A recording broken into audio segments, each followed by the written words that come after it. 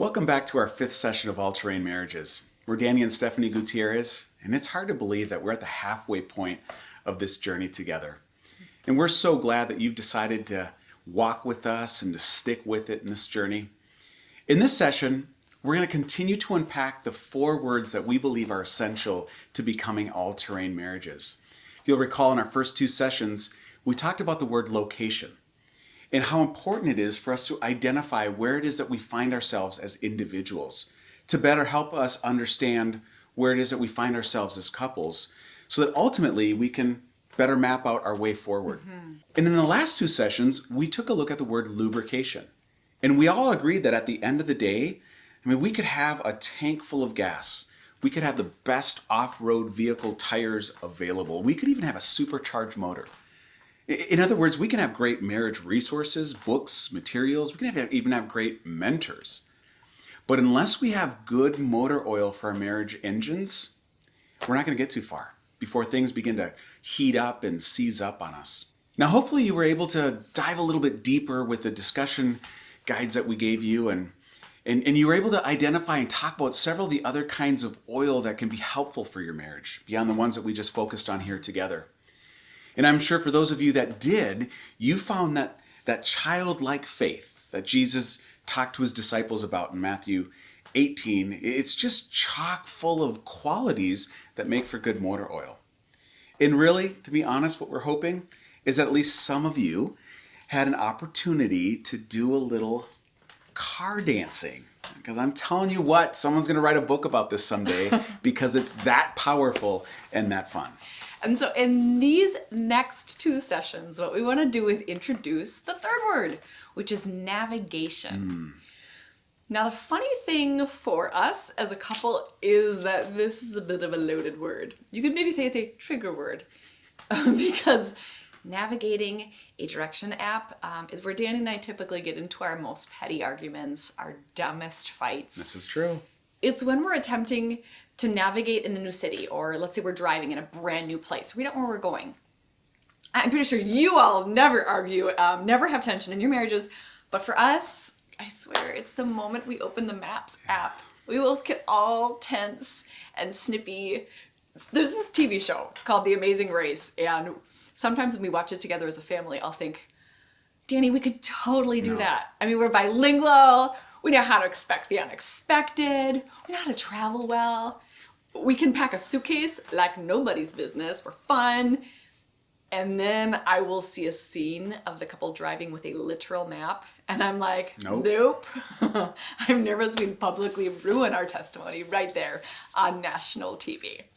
I don't know what it is. If you ask me, it could just be Danny, who just gets really tense about getting lost and who literally does not have the ability to hear the voice of the maps lady telling him where to turn. For real. He actually somehow cannot hear her. Only her voice. So he needs me to repeat what she said out loud. Several times. Every time. Maps lady, get off at exit 248 in 2 miles. What? Where do I go? Just get off at exit 248 in 2 miles. Danny, 1 minute later. Wait, where do I go? Me. Get off at exit 248. 248. This happens in English, in Spanish, whatever language. It drives me a little crazy. I'm not gonna lie. I know I need to work on patience, but it's hard. Now, navigating may not have the same effect on your relationship, and I'm so happy for you if you don't have that problem. But the truth is, when we're actively charting a course, or we're en route to some new destination, we pay special attention to the route we're on. When the word destination gets brought up, I think most people immediately begin to think that we're referring to the plans or the dreams that we share together as a couple. Whether that's an analogy using a canoe when we're both rowing in the same direction, or a map as we sit in the same vehicle, the assumption for the word destination is that it's somewhere or that it's something. Let's put this in the context of missions, right? God has put a country and a people and an assignment on our hearts. And so when we talk about navigating and charting the course, it's always towards the goals, right? That would move us closer to that calling, like getting fully funded or finally moving abroad, learning the language, learning the culture, or I don't know, starting the church or opening the mission or establishing the nonprofit. Whatever would give you that sensation that we've arrived at becoming an active, fruitful global missionary. But listen, that's not what we're primarily referring to as we use this word navigation in this conversation on all-terrain marriages. See, we're not talking about navigating together toward a goal or an established mission or, I don't know, some educational milestone or some kind of external recognition that we've accomplished something together.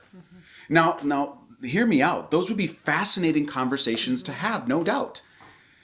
But here, we want to take things in a little bit different direction.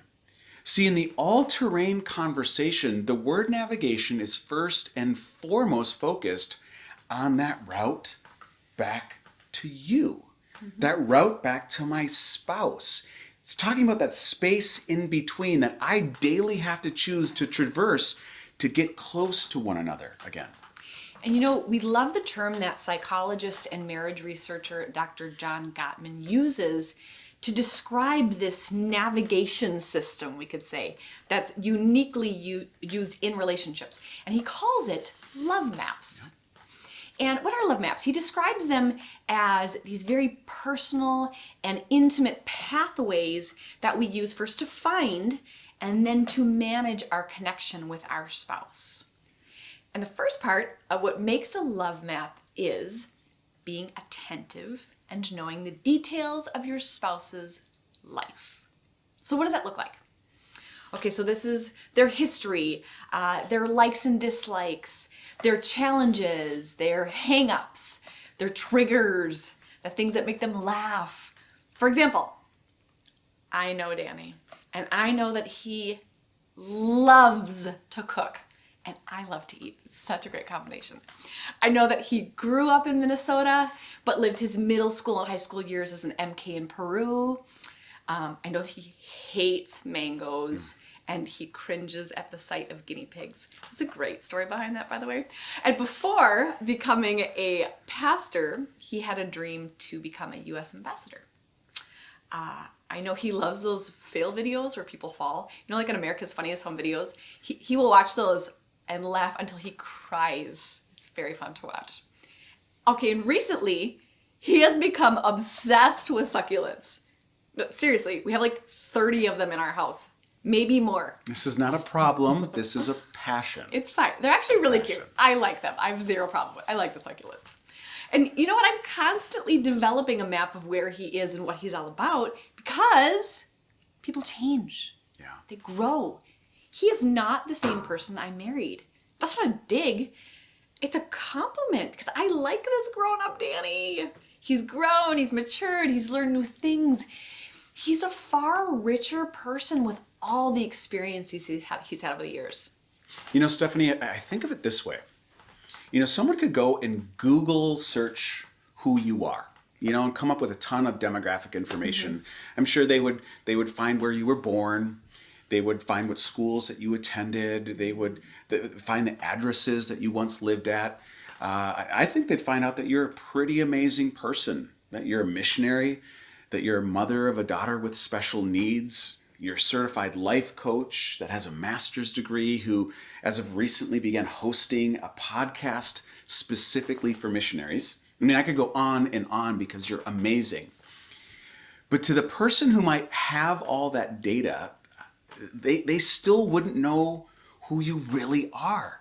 They wouldn't know what makes you tick. They wouldn't know what your quirks are. They wouldn't know that you are literally incapable of going anywhere without a water bottle.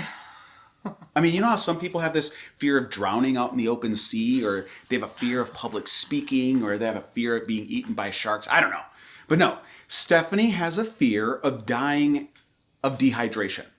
I mean, if you could see where we're seated right now, you would see that there's 3 water bottles, a water glass, all within reach. I'm not kidding. It's no joke. She has a water insecurity.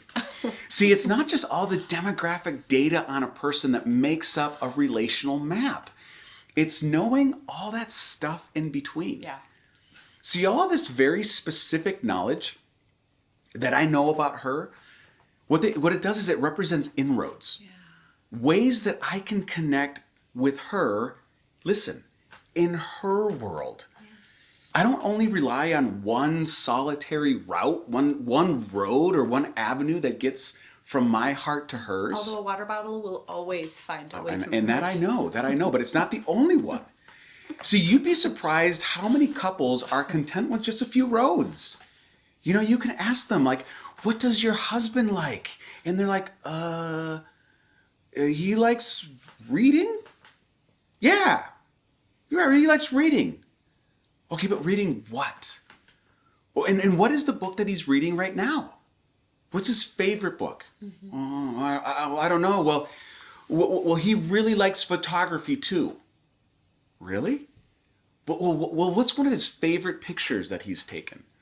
Or where is he dreaming about going next with his camera? Mm-hmm. Or I don't know, what equipment is on his wish list right now? Mm-hmm. And we could easily flip the coin. I mean, on the other side, like what is your wife like? Well, she likes chocolate. Really? What kind? Mm-hmm. Well, she likes all things chocolate. Oh, okay, that's cool, but which is her favorite kind of coffee?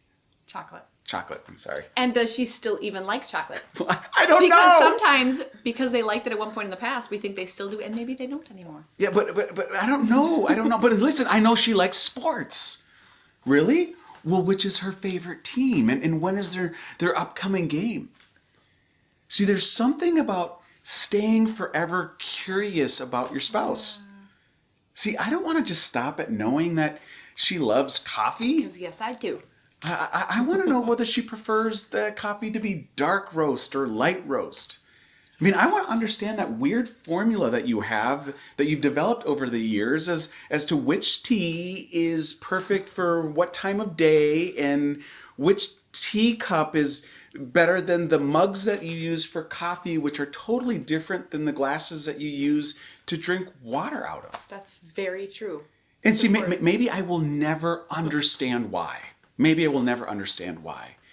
But I do want to know that those preferences exist. See, I want to know why the same person could have her favorite book be this beautifully written book on spiritual formation. But then her favorite movie be Nacho Libre. Like, I don't get it. But you know what? It makes me appreciate her complexity more. And it's what I absolutely love about her. It makes me know that she is one of a kind. There's literally no one else like her. Thanks. All right, your turn. Let's do something right now. Take out your notebooks, and we want you to draw 2 stick figures apart from each other. This is for those of you who have trouble drawing. I did this for you. Now take a few minutes to draw routes to them. Even use street names. So maybe one of ours would be Afternoon Coffee. That's a good route. Maybe another would be Making Love Lane. Do you like that one? That's my favorite, right there. Or maybe you have one that says hiking or ministry or house projects or a favorite show that you watch together. Okay, now if you can, get creative and draw the route with a line that sort of describes the ease of difficulty of that route. So maybe if you write, for example, weekend getaway alone, that line is really long because it doesn't come along that often. But maybe another route is real windy because it's not always the easiest. It doesn't always work. Or there could be another that looks like a sawtooth because it honestly has its up and downs. Or simple ones that have a really short route that just always work. So we want you to dig deep and see if you can't draw out, name some of the routes to your spouse you know and put them on your love map. Don't seek for perfection here. Be creative, put some things down and see what you can come up with. And you can pause the video right here.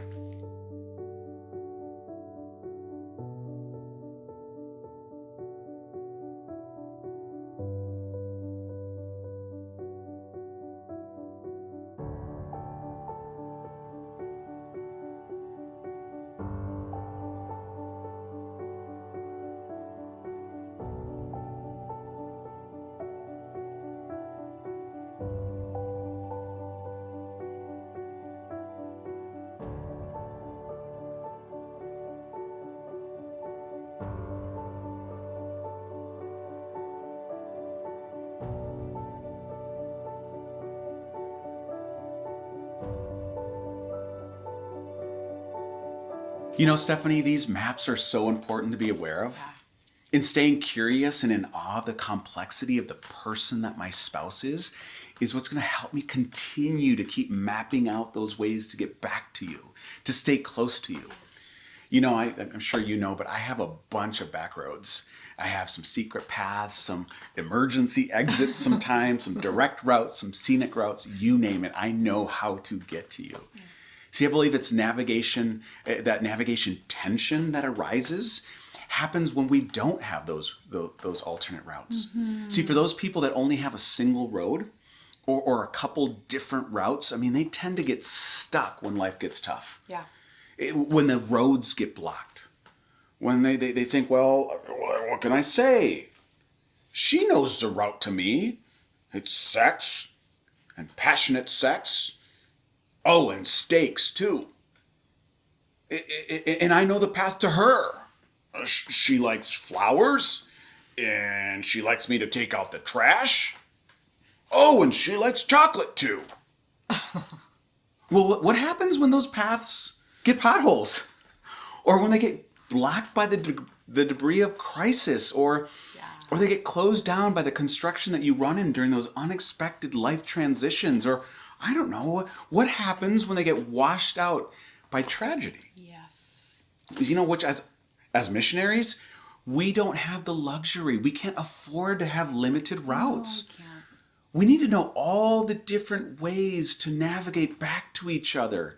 I mean, if it's raining, well, it's best that we go that way. Mm-hmm. And if it's sunshine, well, we've got a way for that too. And if there's massive political protests, or I don't know, a global pandemic, or an immediate halt in the shipment of steaks or flowers or chocolates to our village. Or in the case of some people, hey, sex is kind of on pause because she just had a baby. And they think, oh, no worries. I still have a path. There's still a route around all those detours. Yeah, sometimes you need to carry around a machete and clear out the path again. Or you got to watch out for the gators on certain other paths. But you know what? I have no doubt that I'm going to make my way back to her no matter what. And it's because we're all-terrain marriages. And if there's a terrain that I want to be most relationally familiar with, it's the one between my heart and hers. See, Stephanie, I've never stopped studying you. And I never will. Because when you get all old and wrinkly and we have all those fascinating layers of wisdom and experience that you will have, and I'm going to have beaten down the paths so well. They're going to be so cleared out that we're going to be like this until the day we die. Yes, always finding new routes and new paths. You know, Dr. Gottman makes this observation. Couples who have detailed love maps of each other's world are far better prepared to cope with stressful events and conflicts. I want that to be us. I want that to be you. When life gets complicated or throws unexpected events at us, or creates detours or roadblocks or road closings, we always know and find alternate routes to reach each other. I will get to you. So here's where we want to break for this session and have you all fire up those navigation systems and take some time to use the discussion guides we put together for you. So happy mapping! We will see you in the next session.